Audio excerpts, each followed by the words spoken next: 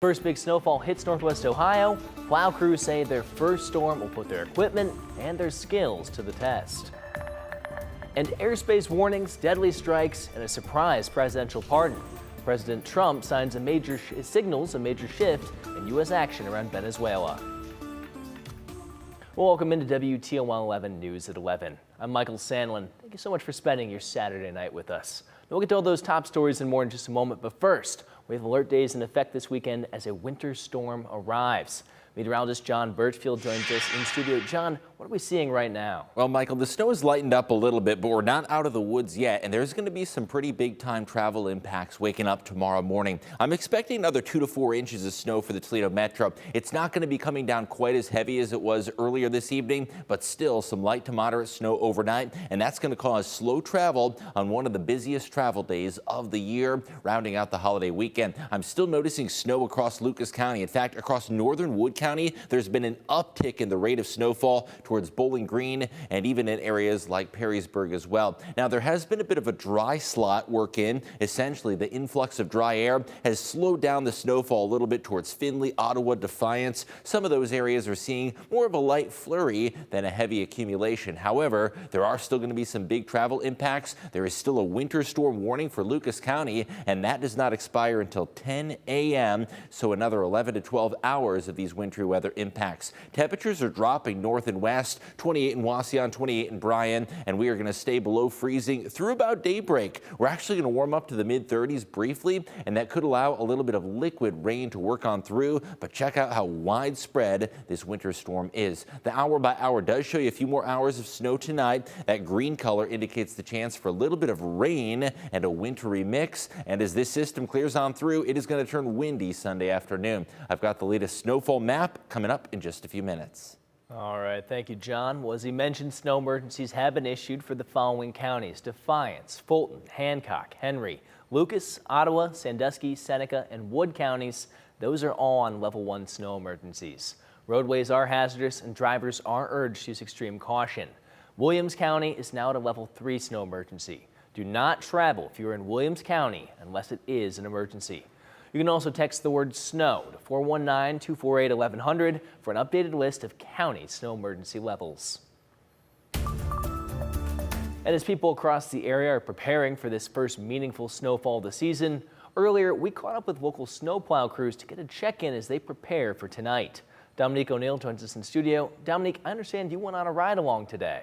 That's right, Michael. It was great. I got a chance to spend time with the man whose entire livelihood revolves around snow, serving as both a snowplow driver and a volunteer for the city. He tells me with this storm out there right now, he's ready to get back to work.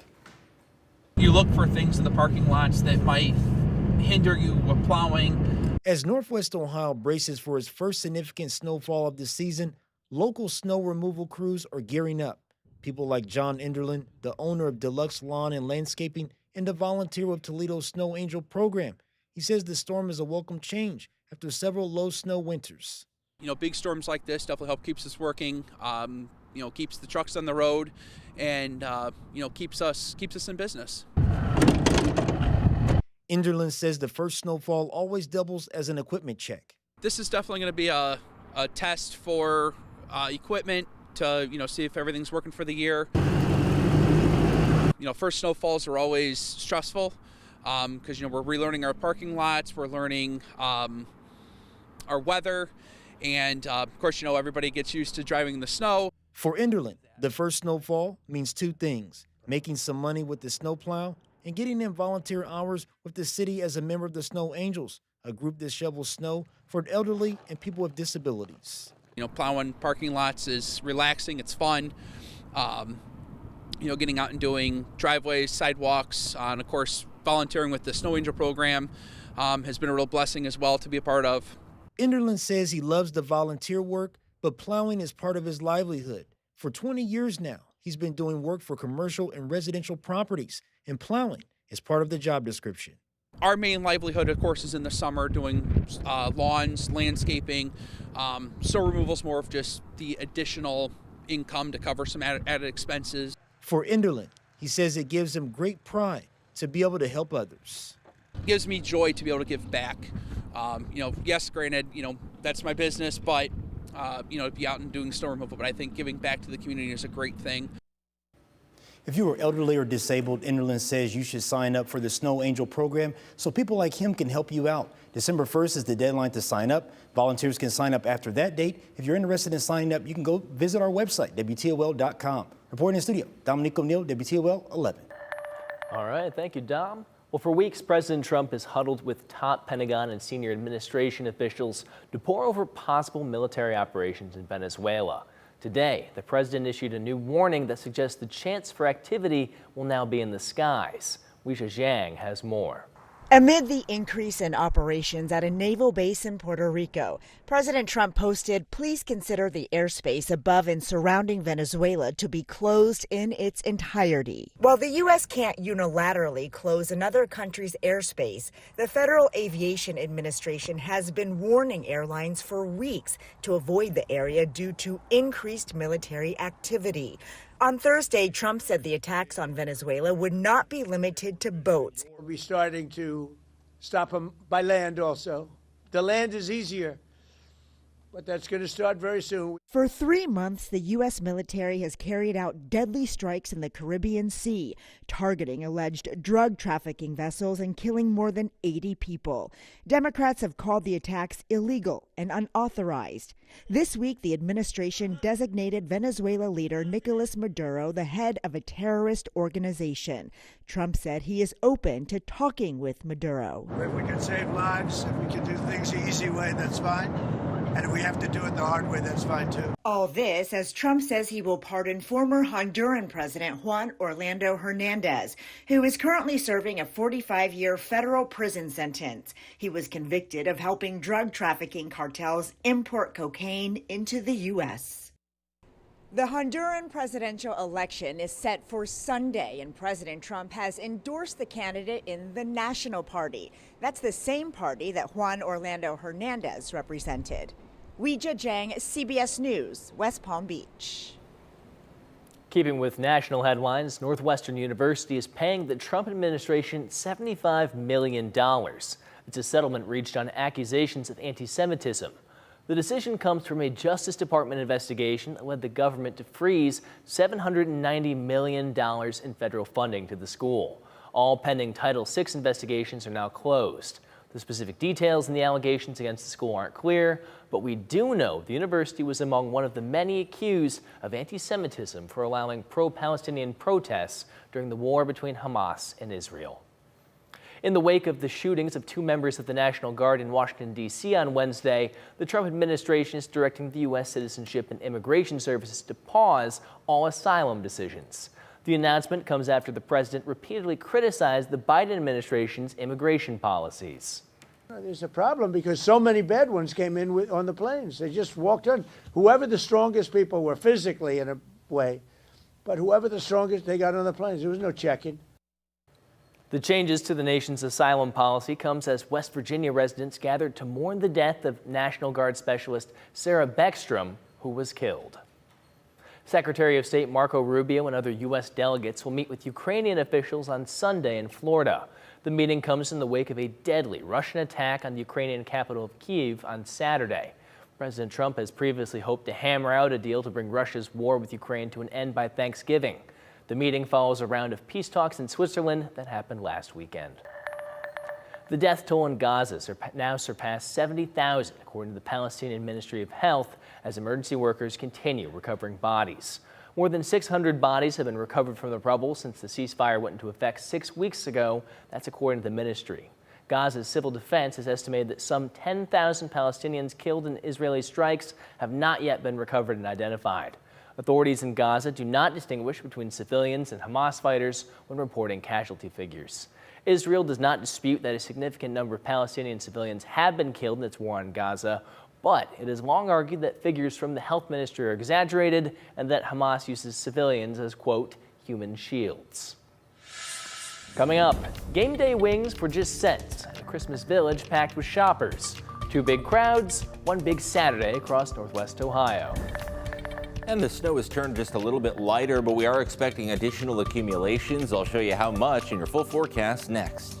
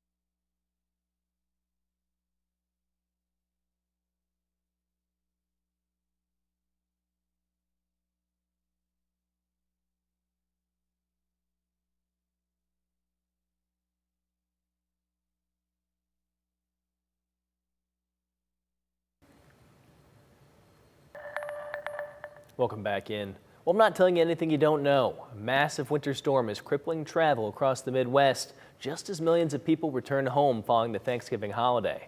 More than 20 million people are under winter storm warnings. Hundreds of flights have been canceled as of Saturday at 10 a.m. Jen Sullivan is the latest on how this storm is impacting the nation. Crews in St. Louis out treating the roads as a massive winter storm slams the Midwest. Cars blanketed in snow. Still snowing pretty good up here. This St. Louisan showing just how slushy and treacherous the roads are even after being treated. Right now, we're fighting the storm. City officials say more than 30 crews were out Saturday clearing the streets and highways. This is a very unusually early snow. St. Louis could see up to 4 inches of snow by Sunday. About 95 miles north in Springfield, Illinois, a snow emergency was declared. Oh my God. More than 20 million people across the northern tier are under winter storm warning Saturday. Chicago could see up to 10 inches of snow. As of 4 p.m. Eastern, more than 1,000 flights at Chicago O'Hare International Airport were canceled Saturday, according to FlightAware. It's one of the busiest airports in the world. All of this coming during the post-Thanksgiving travel rush. AAA estimating nearly 82 million people to travel the week of Thanksgiving through Monday, with Sunday being one of the busiest days for the skies and roads. Drivers in many areas are being warned not to travel. If there's a crash on the interstate and it closes lanes, sometimes that lasts for an hour, if not multiple hours. It's not just the snow causing dangerous conditions in some areas. As temperatures dip and winds pick up, the next big concern is ice. Officials in Des Moines, Iowa say they've already responded to several crashes. The road conditions are going to get very bad here very quickly. This monster system expected to shift east Sunday, dumping snow and rain and causing more headaches for travelers. Jen Sullivan, WTOL 11.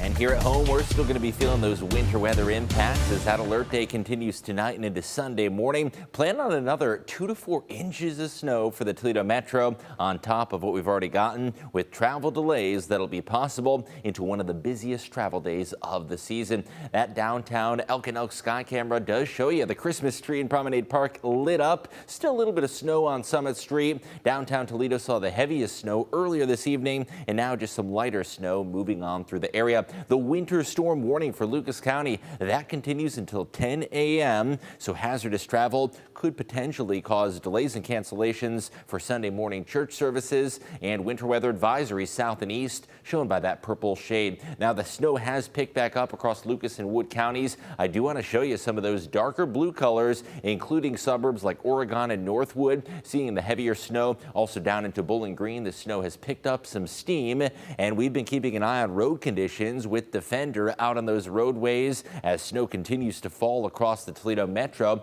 And you can see a live look. Those lanes are definitely separated. However, there is still a bit of snow on the roads, and even those major interstates do have a little bit of snow on them, and let alone the back roads and those that have not been treated yet. I-75 southbound, you can see there, still does have a little bit of snow on them, but of course those higher traffic interstates are going to be a little bit better than the back roads, the neighborhood streets, and those country roads. And as we pointed out earlier, Williams County under a level 3 snow emergency. So good to look at those roads in the Toledo Metro with snow that continues to fall. Now there has been a little bit of dry air working in south of the Maumee River, and that's given the snow a bit of a pause towards Findlay as well as into Henry County and southern Wood County. Now still more snow with this area of low pressure working on through. There is going to be a little bit of relatively mild air that creeps up, and that'll help temperatures climb to the mid-30s by daybreak, and we could see a brief period of wintry mix. However, the snow is creating some beautiful sights, including the Sandusky Bay camera showing you that gorgeous Christmas tree in Sandusky.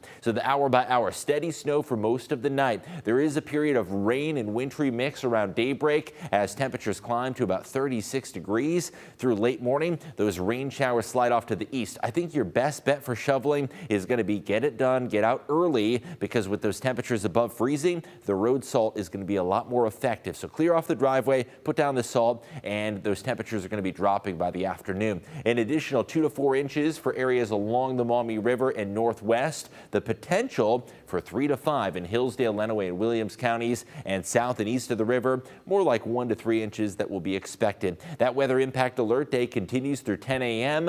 when that winter storm warning is set to expire, and then into the afternoon it is going to be downright windy with the chance for gusts of 30 to 40 miles an hour. Monday is going to provide a little brief pause in the snowy weather. However, there is going to be another batch of snow late in the evening that could cause some additional light accumulations. Tuesday morning there could be some slowdowns due to that system, and the snow is not going to be melting anytime soon because it's going to be staying frigid into the first week of December. That extended forecast does show you that next batch of snow Monday night and into Tuesday morning. Overnight low is going to be down in the teens this week. Could see some more snow showers Friday and into the weekend with an overall chilly feeling 10-day forecast. Michael. All right, thank you, John. Well, for a big game like Michigan and Ohio State, you need fuel. And this morning, Southside 6 and Bowling Green had fans covered.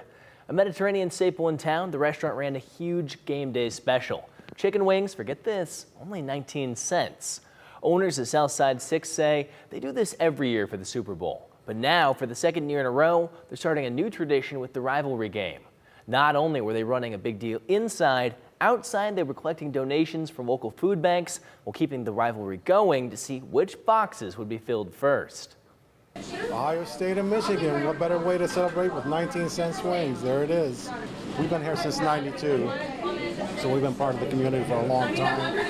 So now I'm a firm believer too, if you take something out of the community, put something back in. So I hope this is my little contribution. Now, I might be biased, but I have a feeling that Ohio State box was just a little more full. Anyway, the owner said this morning they expected to sell 27,000 wings by the end of the day. Well, one Northwest Ohio town is celebrating Christmas a little bit early. Pemberville's Christmas in the Village is happening this weekend. Guests have the chance to take photos with Santa, Mrs. Claus, and even Ebenezer Scrooge. It's also an opportunity to get some holiday shopping done while supporting small businesses. Stores on Front Street are open so shoppers can cross gifts off their lists as Christmas music fills the town. Business owners are expecting more than 2,000 people to stop by this weekend. Well, of course, as a brick and mortar store, along with the other stores and markets here in Pemberville, of course, we need folks to support, and so we're very appreciative. It's a great way to kind of kick off the holiday season. Christmas in the Village continues tomorrow at noon until 6 p.m. The tree lighting ceremony and the lighted parade are both tomorrow evening. Well, it was a winter wonderland here in Ann Arbor for Ohio State football's first rivalry win since 2019. We'll hear from Ohio State head coach Ryan Day and Sharon Moore postgame coming up next in sports.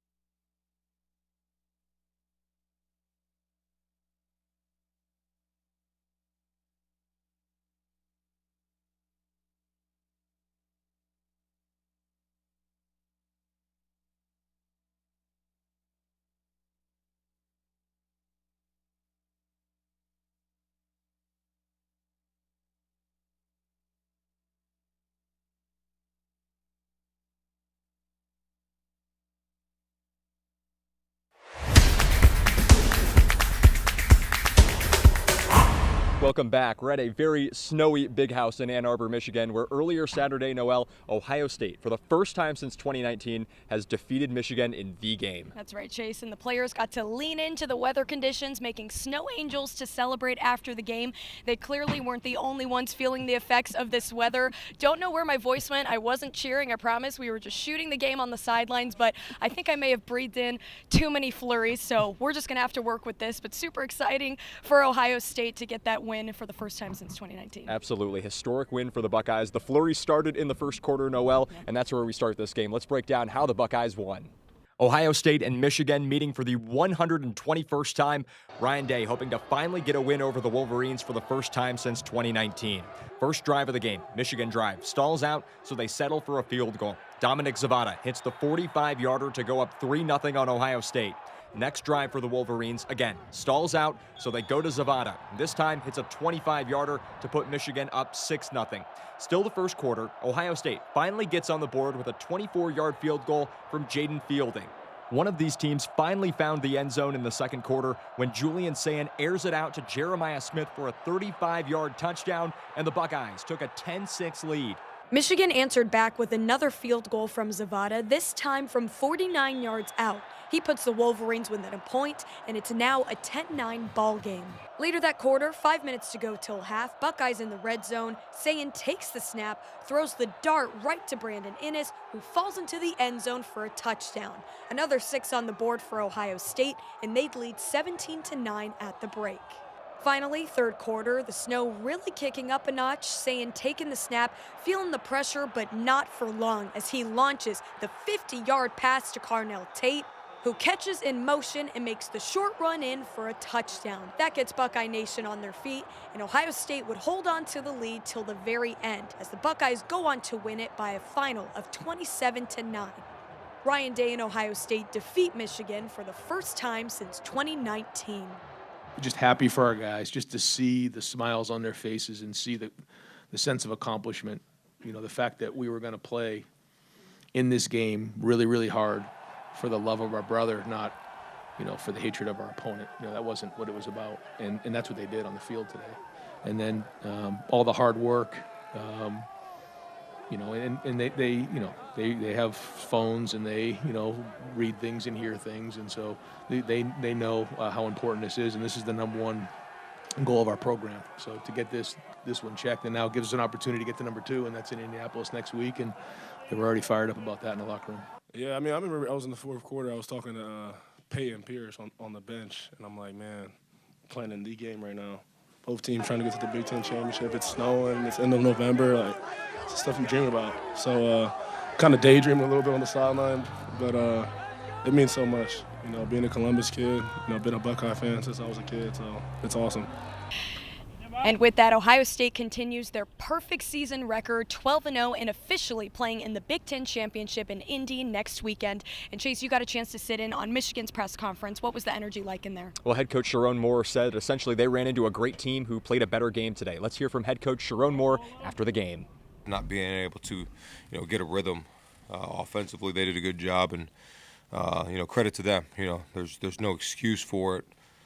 We got to be much better, and you know, they outplayed us today, so got a lot to work on.